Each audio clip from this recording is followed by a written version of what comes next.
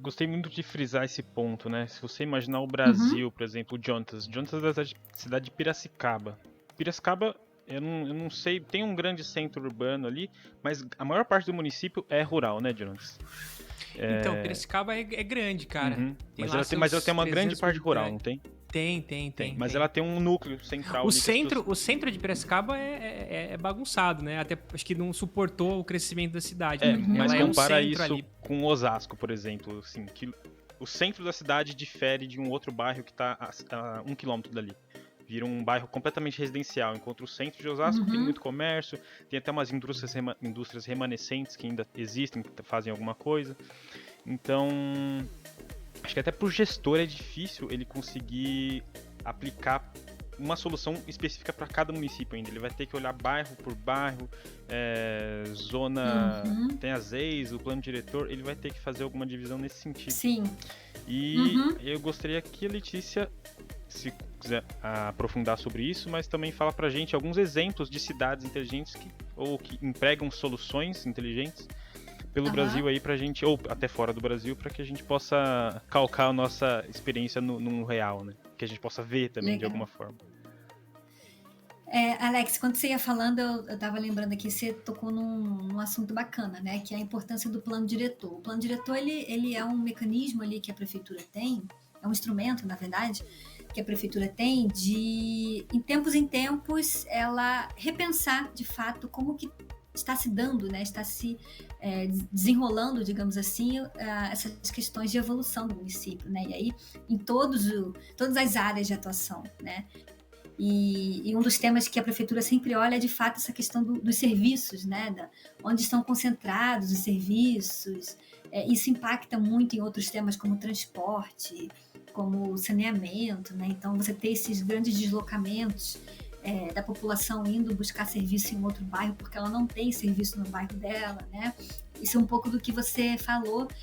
E o plano diretor, ele é esse instrumento que permite à prefeitura, né, a gestão pública municipal, a repensar um pouco, propor, né, alterações e pensar melhorias que vão começar a quebrar um pouco essa ideia, né, de ter um grande centro urbano que todo mundo vai até ele buscar os serviços, ter acesso ali ao que precisa e depois volta para casa, né? Então, você começa a conseguir impactar outros temas, principalmente a questão de transporte, né? Você reduz bastante o deslocamento, e isso muda muito a qualidade de vida de quem está ali na rotina, sofrendo, né, com essas questões de deslocamento e tudo mais.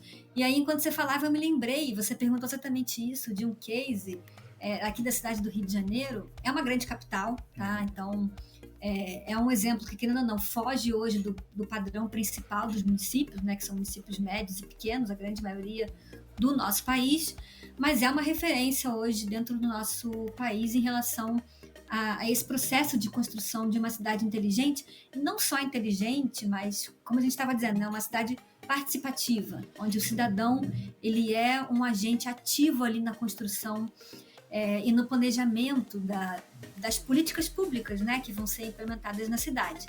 Então, a Prefeitura do Rio, ela é um exemplo dessas prefeituras que você perguntou, que utiliza a geointeligência, né, como a fonte de informação para a sua tomada de decisão. Então, é uma prefeitura que tem praticamente não, tem todas as áreas internas de atuação, todas as secretarias, enfim, tudo que eles fazem, eles envolvem a localização espacial, porque eles sabem que uma análise dentro do território municipal faz toda a diferença, né? Você consegue identificar demandas, você consegue identificar onde um serviço não está sendo prestado e deveria, de onde está vindo a demanda, onde está a população, enfim. Aí é um mundo, né, Jonathan, que a gente consegue entrar quando a gente fala disso. E aí a Prefeitura do Rio, ela recentemente utilizou, né, dessa tecnologia para engajar o cidadão no processo de revisão do plano diretor, né? E aí, já puxando um gancho para outra fala do Jonatas, ele estava dizendo sobre a questão do governo ágil, né? Do governo que é rápido, né? Ali na relação com o cidadão.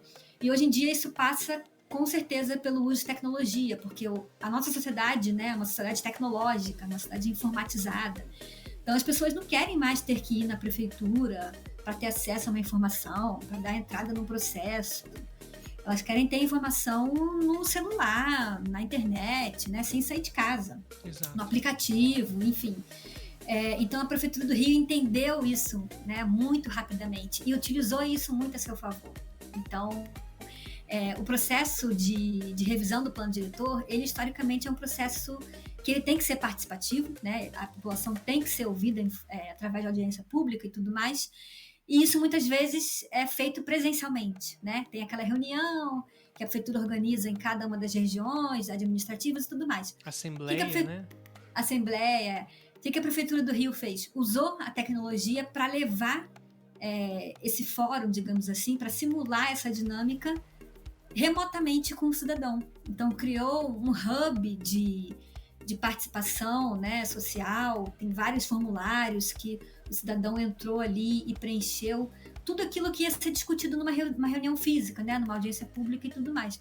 E assim se deu parte do processo aí de revisão do plano diretor, né? Então, o cidadão de casa conseguia responder esses formulários, a prefeitura conseguia ter a participação dele, né? Conseguia ouvir, conseguia considerar a sua opinião, e isso faz o processo de fato ser mais participativo e faz principalmente com que a tomada de decisão daquela política pública de fato transforme a vida de quem precisa. Colaborativo, né? Cada um tá ali votando, tá participando, né? Exato, exatamente.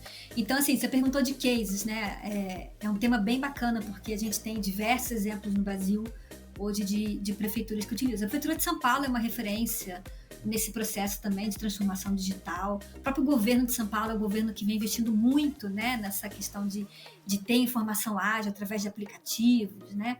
Não depender mais da presença física ali das pessoas em endereços do governo.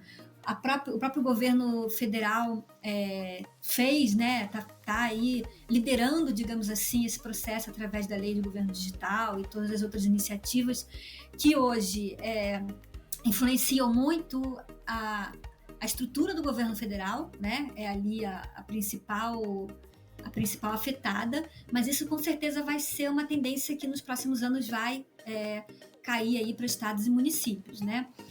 Os estados e municípios já têm suas iniciativas próprias, cada um do seu modo, como a gente comentou, mas esse marco feito pelo governo federal, ele de fato vai ser algo que vai transformar aí nos próximos anos, porque vai ser uma referência, como eu comentei, é um caminho sem volta, né? A gente não tem como continuar vivendo, né, nessa relação com o governo como a gente viveu até poucos anos atrás. Então, e assim, isso é uma tendência que segue, como eu comentei, do mundo inteiro, né?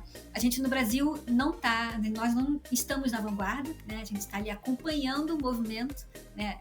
Surfando na onda. A gente tem cidades aí, governos que estão bem mais à frente, né, nessa questão de relação com o cidadão. A gente tem grandes referências externas, a cidade de Los Angeles é uma delas, Barcelona é uma extremamente reconhecida como cidade inteligente, Seul, enfim, grandes, né, metrópoles aí no mundo inteiro, Paris também é outras delas.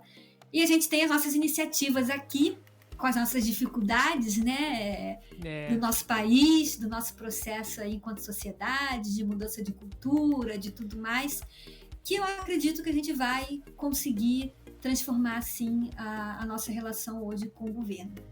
Eu acho também, Letícia, eu tenho o prazer, né, de poder trabalhar com o governo estadual e ver de perto as iniciativas que os estados tomam, né, com relação à localização inteligente, a essa pegada de geolocalização.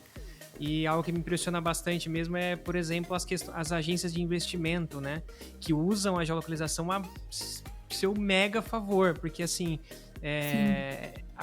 os estados precisam trazer investimentos para o seu estado para fazer dinheiro, né, então tem estados que estão muito à frente, tem coisas assim muito legais.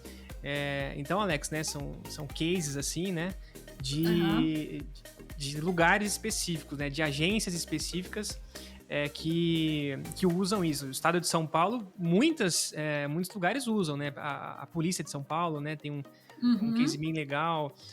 A Invest São Paulo, que é uma agência de promoção a investimento, também usa, tá bem à frente. Que mais? Meio ambiente. O meio ambiente é sensacional, cara. Tem coisa assim, dá para fazer muito mais, Mas, assim, eles têm um uso bem, bem legal. E outros estados também que na questão da segurança pública, que tem... Bom, a gente já falou de segurança pública, deixa pra lá. Negrão, um abraço se você estiver ouvindo. Se você quiser ouvir ou assistir sobre segurança pública, assiste o do Negrão.